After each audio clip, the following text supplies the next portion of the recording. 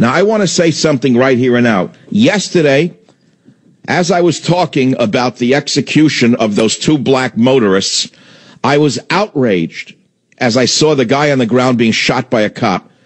I was outraged by it. It looked like an assassination to me, and I said so. I was so outraged that I said I am thinking of marching with the Black Lives Matter organization. That is now over. As far as I am concerned, the Black Lives Matter organization is a domestic terrorist organization, and it should be investigated by the FBI immediately. I was taken in emotionally. It fogged my judgment. How do you like that? Because I watched this Black Lives Matter movement begin, and I know how it began. It began in Ferguson with the false narrative about Brown. Him, hands up, don't shoot, as he was trying to approach the officer and take his gun and beat him up. That was the false narrative that these left-wing murderers put out and started the ball rolling on the BLM movement. So don't think that we're all immune from emotional thinking. I had it yesterday. I don't have it today.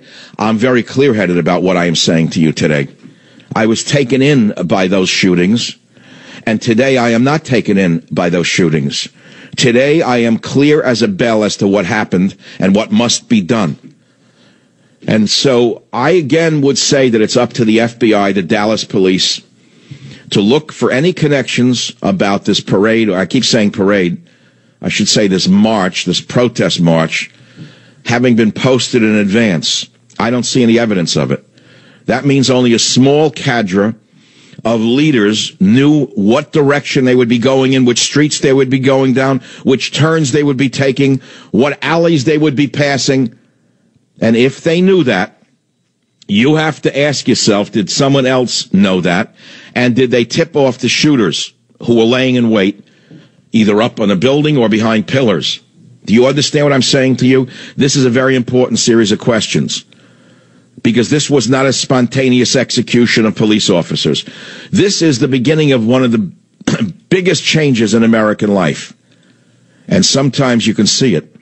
We wake up today and we see that a Black Power group claims responsibility, and they're warning of more assassinations. And last night, a group of individuals were taunting the police right after the murder, calling for the slaughter of pigs. We saw the black agitators dancing and mocking the cops as their fellow officers were dead. We saw them rubbing their crotches. You didn't see any of this? It didn't make it to the local news? Wolf Blitzer didn't play it? I have some Wolf Blitzer tape. This man should be indicted for inciting a riot, in my opinion. I couldn't believe what he did, Mr. Blinky, with the glasses. A man who has long outlasted his tenure on television, as far as I'm concerned. Okay, don't get me started on these people in the media, please. I watched it very carefully, and I saw what they were doing. Blitzer was the worst of all of them. So there's a lot to talk about right here on the Savage Nation. Be here. Join the Savage Nation.